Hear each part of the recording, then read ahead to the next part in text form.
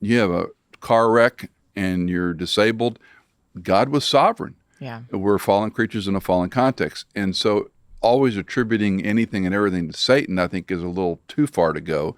He's the tempter, but he doesn't force us to sin or make us sin. Mm-hmm. He just can harass and so forth.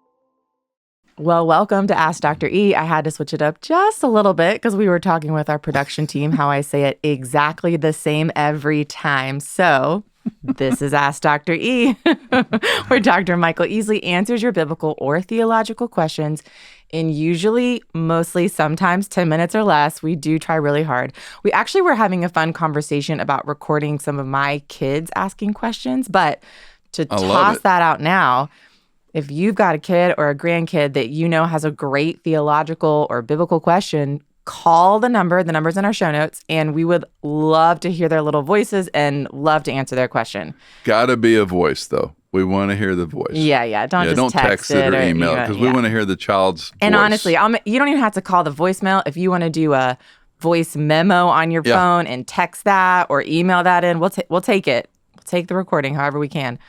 But I think that would be super fun. And maybe more, honestly, the thing with kids is they ask the questions that adults would never even think to ask, but they're so good. Well, you said Isaac asked the question. Yeah, his question was, how did evil begin? So for a 7-year-old. Yeah. So, pretty good. Yeah. It's sort of like kids say the darndest things, but, kids ask the darndest things. It's perfect. All right. Today, our question comes from Christy, and she writes, I recently finished a Bible study on Revelation and have a lingering question. Don't we all, Christy? And only one. That's what I'm impressed with. Revelation states that after Satan is permanently cast into the lake of fire and after the final judgment, God will create a new heavens and new earth. In the new heavens and new earth, there will be no more tears, mourning, etc., because sin is no longer present and the heirs of Christ are transformed to be like him. Glory, hallelujah. Thank you, Jesus. Okay. Because God remains in control, Satan must ask permission or be allowed to wreak havoc, evil, and pain on earth. Since, or if, Satan still has access to God and the souls of the heirs of Christ that have died physically are in God's presence, is there mourning in heaven for the souls, angels, and God until the new heavens and the new earth. It's a lot, Christy. I'm following you. I'm glad you are.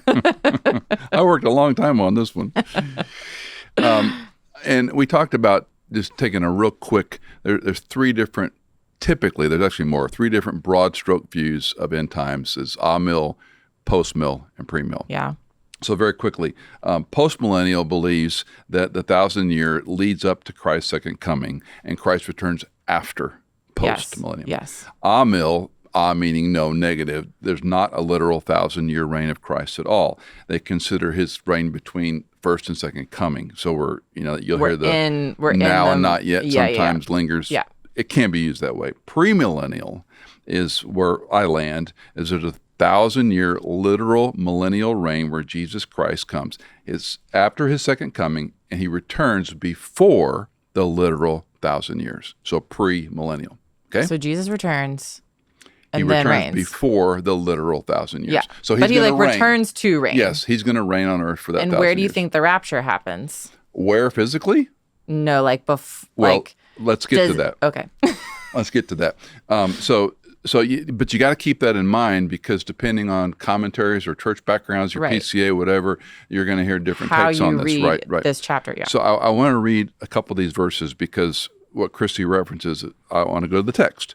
Revelation 20, verse 1. The dragon, the serpent of old, Satan, is bound for 1,000 years, so that he would not deceive the nations any longer until the 1,000 years were completed. After these things, he must be released for a short time.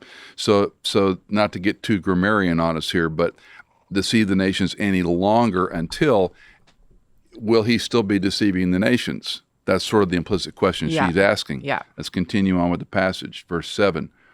When the 1,000 years are completed, Satan will be released from his prison and will come out to deceive the nations from the four corners of the earth. So if we're told into a premillennial scheme, Christ on the planet, 1,000-year reign, now he's cut loose to deceive.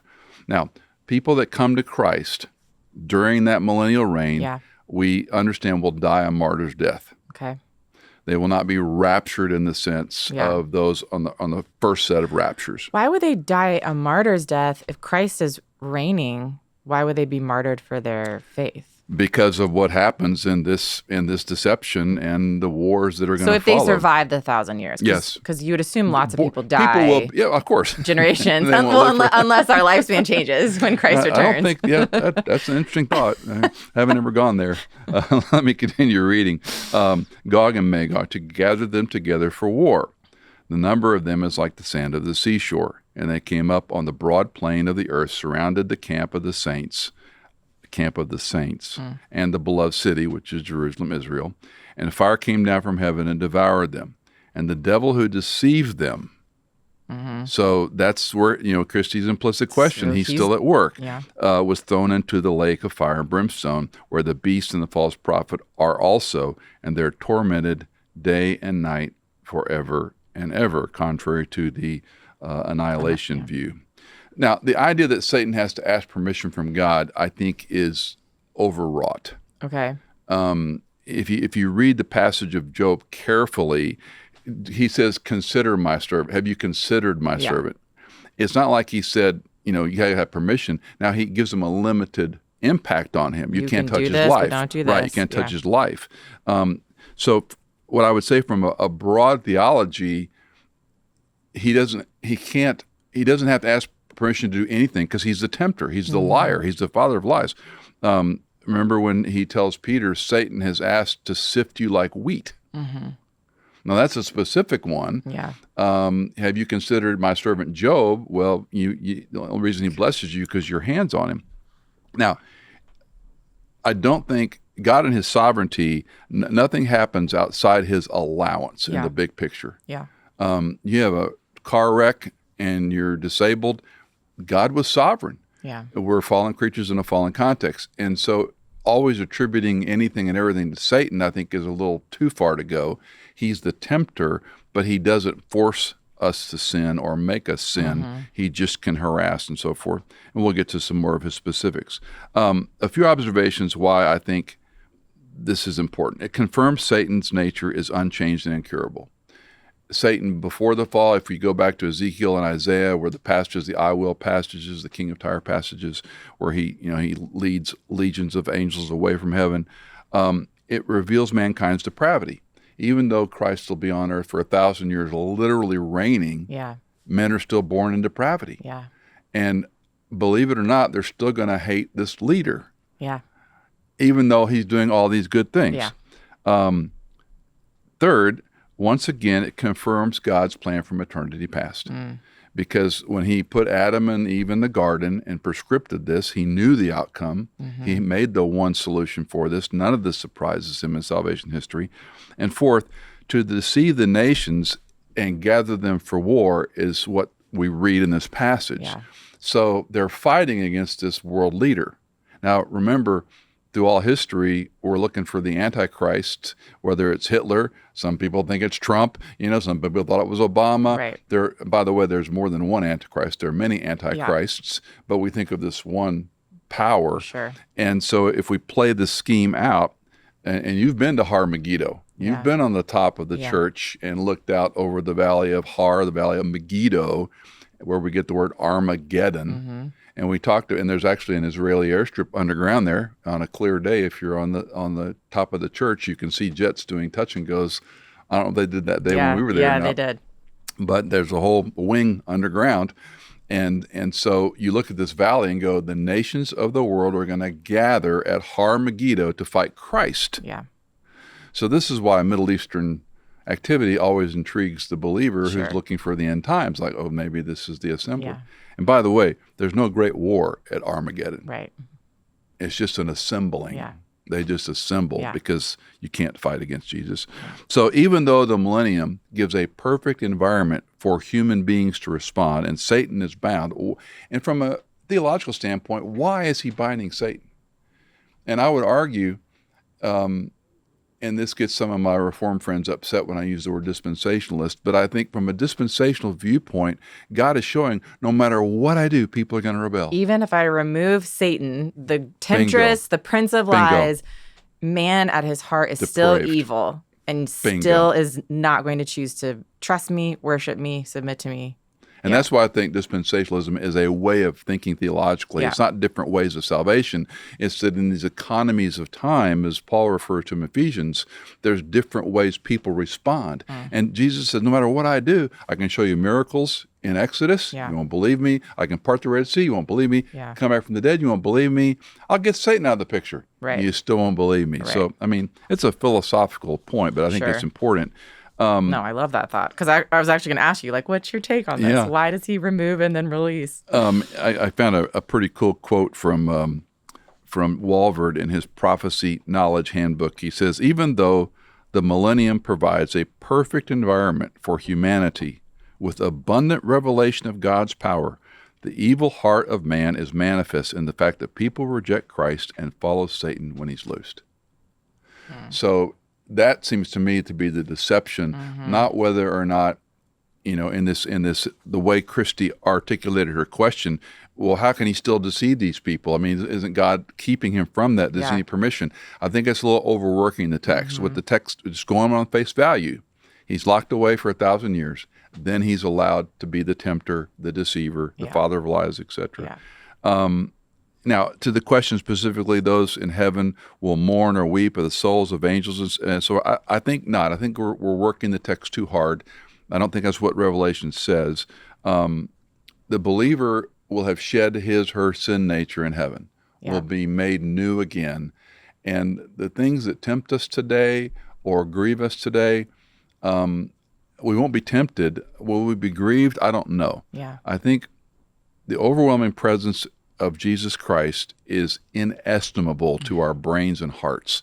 When we see who he really is, what he's done for us, how sinful we are, how redemptive he is, the things of the world will grow strangely dim, and I don't think we'll be wringing our hands worried about what's happening on earth. Now, somehow we're involved in this process. We're judging in the future. I have no clue. I think you're into speculation theology at that point, but I do think it's a physical, quote, reality of new heavens and new earth. I think it's not just esoteric or, sublime. I think it's a physicality to it. But we're fallen creatures in a fallen context, and we can't always go too far with some of the prophetic imagery to go, well, that's what this means. So I don't know if I got close, Christy. Well, I was going to say, I think you did, but I'm not Christy. So she can follow up and let us know.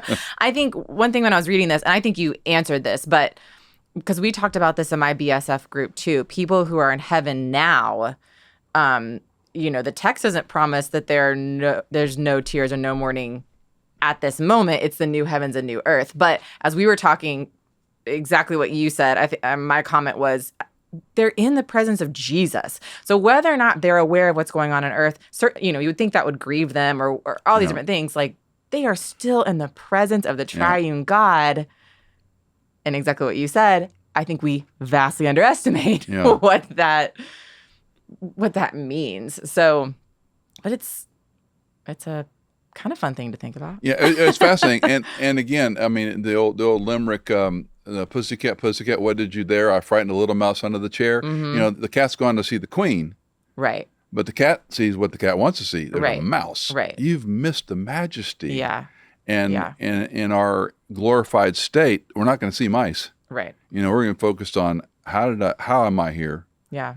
I think we will be aware that we were sinful conditionally and redeemed. I don't think we're going to have our noses rubbed in it. Yeah. We've talked about the reward scheme in other interviews. But and the fact that we're in the pure state of the righteous judge of all eternity. That's got to absolve us of fear and worry about what if on the planet. I mean, we all are enamored with Law and Order and courtroom shows and true crime. Why? We want justice. We want the victim exonerated and the guilty punished. That's happened. Right. And I was the guilty who deserved punishment, and I was exonerated. And now I'm in the presence of a pure, righteous, holy, just judge. to me, it's going to be so overwhelming. Is like, I'm not worried about anything. Right. I'm with the lion. Right. And nobody can joust with the lion. Yeah. So, and again, even that's speculation. But Right. but I think we, here and now, our faithfulness is what matters most. Thinking about the future is a delightful thing. I was talking to a guest earlier on a different program today, and I said, I'm going to get a bumper sticker that says, eternality is a really long time. Because we live in the here and now. Yeah. But Yeah. when you die, eternity, it's a long Yeah. time. So Yeah. where do you want to be? Right. With Jesus. Let's hope so. Know right. Christ. If you've got a question for Ask Dr. E, if you've got a question for Dr. E, or if your child has a question for Dr. E, call us, text us, email us. The info is in your show notes.